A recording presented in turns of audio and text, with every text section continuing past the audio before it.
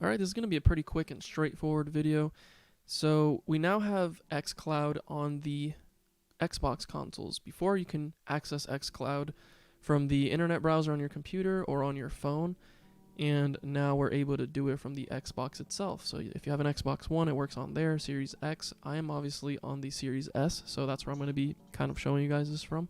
And for those of you that don't know what Xcloud is, it's basically a cloud gaming streaming service. So instead of you downloading a game, you're actually just streaming the game to your device and playing it off of the servers.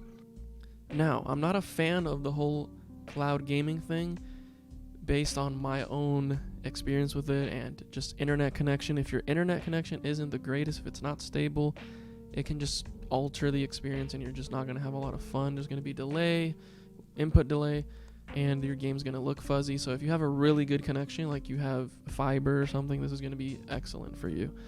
And this also saves you a lot of space on your console. So if we go over here to my games that I actually have installed on my console, this is all I have, and the Series S doesn't have that big of a storage. So I have these games here. This is what's currently installed, and it's taking up 97% of my console's storage, and all I have left is 7 gigabytes. We're gonna go ahead and pick a game from the cloud and just try it out real quick.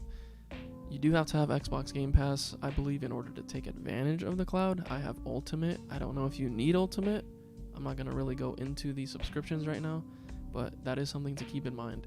Let's go to Game Pass here, and if you browse all of the games, you can actually tell which ones are supported through Xcloud. They're gonna have the little cloud logo next to them on the bottom right, and if it's not supported, they're just gonna have the download arrow so that you can download them. And something that I would like to, just my advice or input would be to go with games that you don't need sort of precision and exact timing for Xcloud, because it is being streamed, and if you don't have the greatest connection, then you're going to have a little bit of input delay, and those experiences are not going to be as enjoyable because of that delay. If you have great internet, go ahead and download whatever you want. But yeah, save those fighting games, car games, and shooters that you really would take seriously. Save those for downloads, and then play the more casual experiences on Xcloud. So yeah, I just wanted to show you guys this so that you can see the little cloud logos next to all of the games that actually support it. Now we're going to go ahead and open Destiny 2, a game that I don't have installed currently, but we're going to start it up with Xcloud and see that process. It is in beta, and hopefully this just gets better over time. It would be nice to see everyone just being able to jump into a cloud game and not lag or not buffer and not anything. I've tried PlayStation Now's streaming, and it wasn't the greatest in the past. Recently, one that did shock me was the Nintendo Switch has cloud games now, and I'm not a huge fan of cloud gaming, but on the Switch I did play Guardians of the Galaxy. There's a demo to test it out through the cloud, and I was playing wirelessly, and the input was pretty decent. It was pretty fuzzy, but I was more surprised about the input rather than the visual. It was still playable, and that's the part that kind of stood out to me. What I don't agree with is them pricing it as a full price game when you're just streaming it. We're gonna go ahead and pick Warlock, and even browsing that menu I can feel a slight delay, but nothing so crazy that it's unplayable. Alright, let's go ahead and do Vanguard. Jump in here, Vanguard Strikes, launch that. Alright, we did have to look for some players there, but we're loading into the strike now, and movement is not super precise, but the good thing is that this is a PvE activity, so for things like this I don't have to be worried about the timing as much, and it is something that I could get used to because I could take my time with it. But look, I'm able to drive this Sparrow pretty decently. It's actually pretty impressive, and the fact that this can only get better from here is, kind of promising. Turning, I can feel it mostly when I'm turning left to right, but running, yeah, this is actually not bad. I want to go ahead and find an enemy so I can see what aiming is like. See, for PvE activities, this is definitely a thing that I can do, but if it came to PvP, I would probably not be using cloud gaming.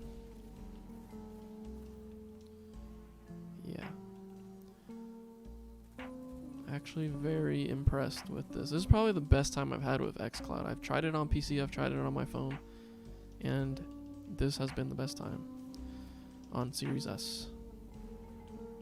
So I definitely recommend you guys to test it out for yourselves. If you want to test your internet speed and kind of match it up with that, you can do that as well. I have 400 megs per second, and I can guarantee that I'm not playing or streaming this at its like highest level. If I was on wired, I would probably get a better connection and even better input, so that's nice.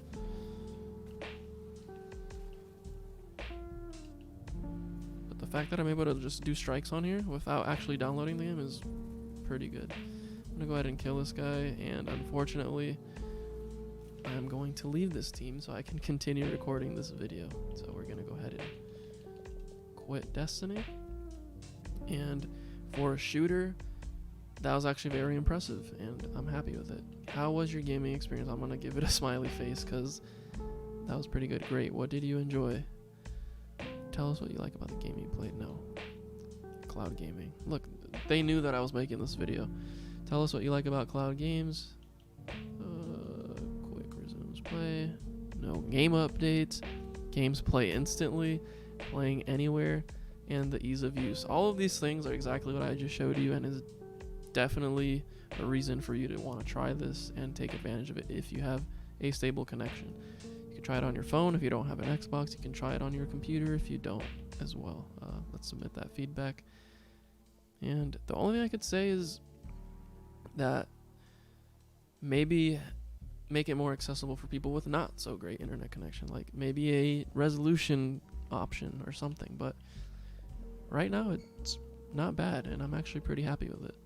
I probably won't be using it a ton, but the fact that it is usable and not just a feature that's just there is nice. Like, does this have cloud gaming? Yeah, like I've been wanting to play this again and haven't, just because I need to download it and do the whole thing, because Series S doesn't have the greatest storage capabilities. I've had to really prioritize games in which I really want on my console.